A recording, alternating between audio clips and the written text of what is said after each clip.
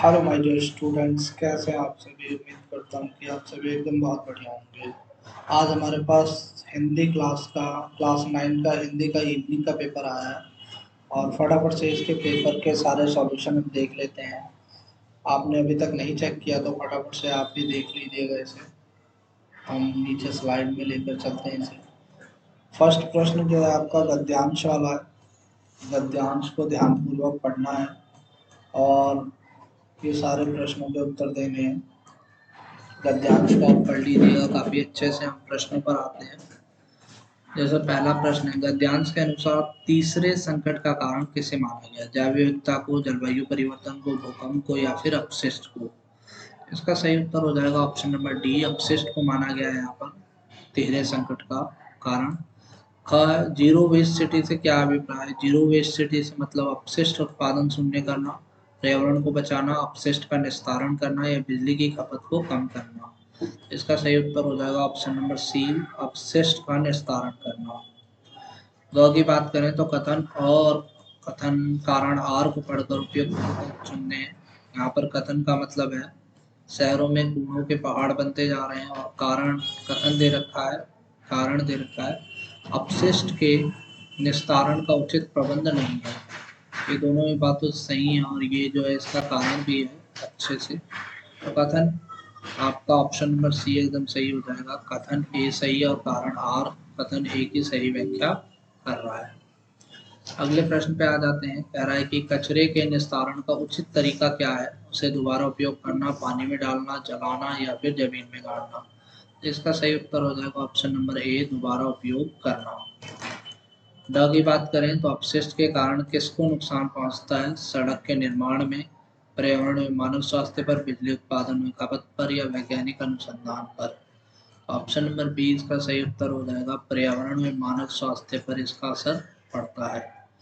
प्रश्न संख्या 2 जो है वो भी ध्यान पूर्वक पढ़ने वाला है, काव्यांश है। ये पूरा का पूरा काव्यांश दे रखा है और इस काव्यांश को पढ़कर आपको इसका उत्तर देना है। तो हम बात कर लेते हैं प्रश्न संख्या फर्स्ट की कि कवि के मन में क्या इच्छा उत्पन्न हुई है? व्यायाम करने की, महत्वपूर्ण कार्य करने की, सुबह उठने की या फिर घूमने की? तो इसका सही उत्तर हो जाएगा ऑप्शन नंबर सी, महत्वपूर्ण काव्य करने की जो इच्छा है वो कवि के मन में उठती है। दूसरा प्रश्न है, वसंत ऋतु का आगमन कहाँ हुआ है? वसंत ऋतु का आगमन बागों में, कलियों में, शहरों में या सूखे पत्तों पर? तो इसका सही उत्तर हो जाएगा ऑप्शन नंबर डी, सूखे पत्तों पर। अगले प्रश्न की बात करें तो गहनता की फसल से कवि का क्या तात्पर्य है? तो गहनता की फसल से कवि का जो तात्पर्य है वो विचारों में परिपक्वता, गहरा पानी, लहलाती फसलें या फिर अपना अस्तित्व? अपना अस्तित्व की बात कर रहा है। ठीक है, ऑप्शन नंबर डी इसका सही उत्तर हो जाएगा। नेक्स्ट प्रश्न फिर से कथन और कारण वाला है। यहाँ पर कथन दे रखा है कि वर्षों बाद कवि के मन में कुछ करने की इच्छा जगी है। बात सही है। कथन कारण दे रखा है, इसके माध्यम से कवि अपने अस्तित्व का एहसास कराना चाहता है। ये बात भी सही है। तो इसका सही उत्तर ऑप्शन नंबर सी हो जाएगा। कथन और कारण दोनों ही सही है और इसकी सही व्याख्या भी कर रहा है। अगले प्रश्न की बात करें तो कह रहा है कि कितने दिनों के बाद कवि को कुछ करने का विचार आया है? तो कवि को वर्षों बाद यहाँ पर ये चीजें आई हैं याद। ऑप्शन नंबर बी इसका सही उत्तर हो जाएगा। प्रश्न संख्या 3 जो है आपका उपसर्ग और प्रत्यय वाला है और 5 विकल्पों में से किसी 4 के उत्तर आपको करने थे। जैसे पहला प्रश्न है, उन्नति शब्द में उपसर्ग बताइए। तो उन्नति में जो उपसर्ग है उन है, ऊ है, उन्हीं है या फिर उत है? तो इसका सही उत्तर हो जाएगा ऑप्शन नंबर ए, उन। अगले प्रश्न की बात करें तो व्यापारिक शब्द में प्रत्यय बताइए। व्यापारिक शब्द में रिक है, इक है, इक है या फिर क है? ठीक है, तो इसका सही उत्तर हो जाएगा आपका ऑप्शन नंबर बी, इक। अगले प्रश्न की बात करें तो बेईमान शब्द में मूल शब्द व उपसर्ग को अलग कीजिए। तो यहाँ बेईमान, बेईमान, बेईमान या बेईमान? इसका सही उत्तर हो जाएगा ऑप्शन नंबर सी, बे प्लस ईमान। नेक्स्ट प्रश्न की बात करें तो मालकिन शब्द से मूल शब्द में प्रत्यय अलग कीजिए। तो इसका सही उत्तर क्या बनेगा? माल प्लस कीन, मालिक प्लस कीन, माला प्लस कीन या मालिक प्लस इन? इसका सही उत्तर हो जाएगा ऑप्शन नंबर डी, मालिक प्लस इन। यहाँ पर मैचिंग वाला प्रश्न दे रखा है। अमर जो है इसमें क्या है, इसमें अ है तो ये सेकंड से मैच हो जाएगा। अध कचरा ये थर्ड से मैच हो जाएगा। अनहोनी ये फर्स्ट से मैच हो जाएगा।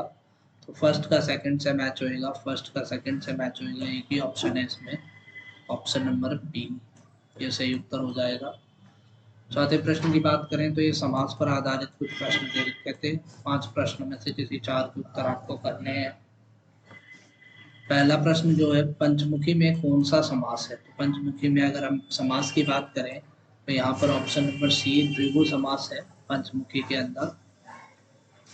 दूसरा प्रश्न, आगे पीछे में कौन सा समास है? तत्पुरुष समास, कर्मधारय समास, द्वंद्व समास या फिर बहुब्रीहि समास? तो इसके अंदर द्वंद्व समास है, ऑप्शन नंबर 20 का सही उत्तर हो जाएगा। तीसरे प्रश्न ये कह रहा है कि जहाँ पहला पद और दूसरा पद मिलकर किसी तीसरे पद की ओर संकेत करता है तो वहाँ क्या होता है? तो अगर हम बात करें तो वहाँ बहुब्रीहि समास होता है, जहाँ पर पहला पद और दूसरा पद मिलकर किसी तीसरे पद की ओर संकेत करता है। अगला प्रश्न कह रहा है, नील गाय का सही सामसिक विग्रह बताइए। नील जैसी गाय, नील और गाय, नीली गाय या नीली है जो गाय? तो इसका सही उत्तर हो जाएगा ऑप्शन नंबर सी, नीली है जो गाय। ठीक है।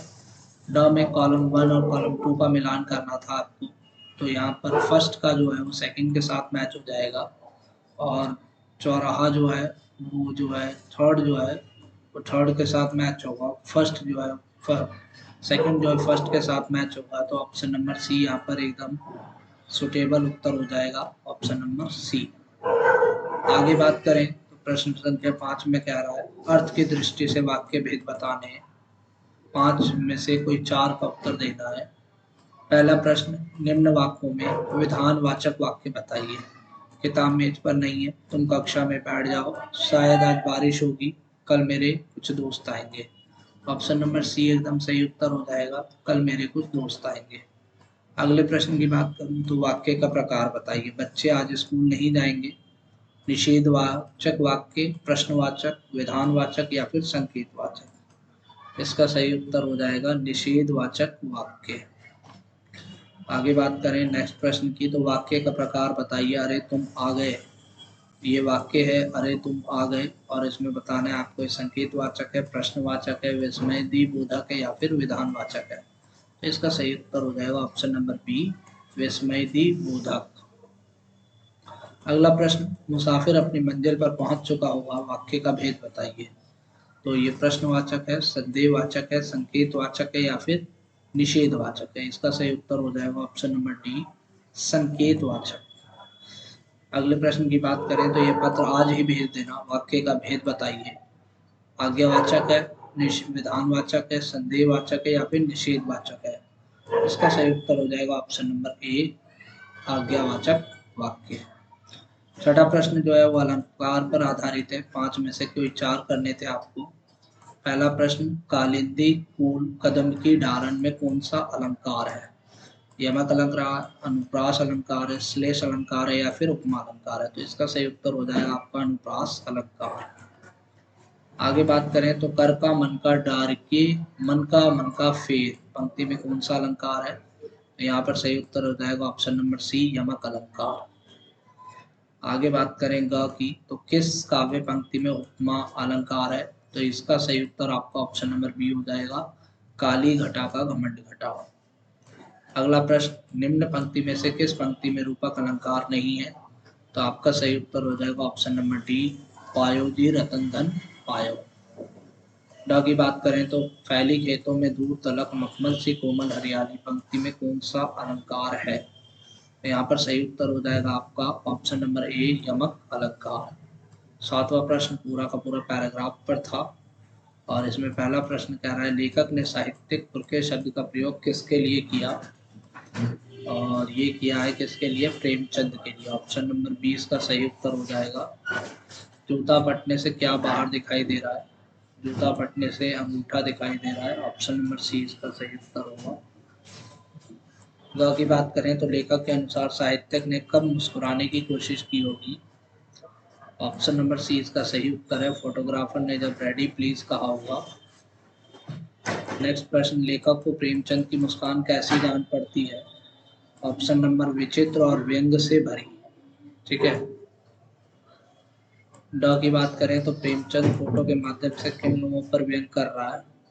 तो प्रेमचंद जो है जो अपनी कमजोरी छिपाते हैं उन लोगों पर व्यंग करता है। ऑप्शन नंबर डी इसका सही उत्तर हो जाएगा। 8वें प्रश्न की बात करें तो दो बहनों की कथा से हमें क्या सीखने को मिलता है? इससे हमें आज़ादी के लिए स्वयं लड़ना सीखने को मिलता है। ये सही उत्तर हो जाएगा। अगला प्रश्न, मेरे बचपन के दिन पाठ में कविता सुनाने पर लेखक को किसका कटोरा मिला था? उसे चांदी का कटोरा मिला था। ऑप्शन नंबर डी इसका सही उत्तर हो जाएगा। प्रश्न संख्या 9 की बात करें तो ये पूरी की पूरी कविता है।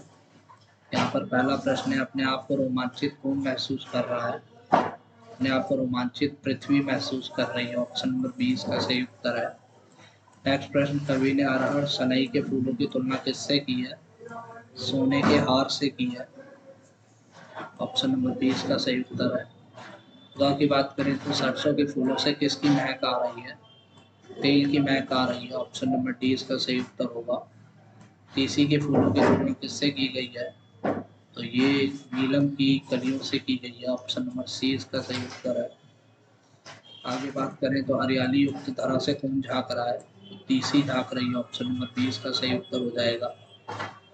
प्रश्न 10वां जो है, पक्षी पर पक्षी बनने पर कवि कहाँ बसेरा करना चाहता है? प्रस्थान के सवैये के आधार पर लिखिए। कवि यमुना नदी के किनारे कदम के पेड़ पर सवेरा करना चाहता है। मेघों के आगे कौन नाचती हुई चल रही है? बादल चल रही है। ऑप्शन नंबर डी इसका सही उत्तर है। ठीक है। प्रश्न 11, बाकी ये सारे प्रश्न आपने खुद किए होंगे। ठीक है। आई होप आपने काफ़ी अच्छे से पूरे पेपर को किया होगा। चैनल पे नए हैं तो चैनल को सब्सक्राइब जरूर कर दीजिएगा, बेल आइकन को प्रेस कर दीजिएगा। फिर मिलते हैं नई वीडियो में नई अपडेट के साथ, तब तक के लिए जय हिंद।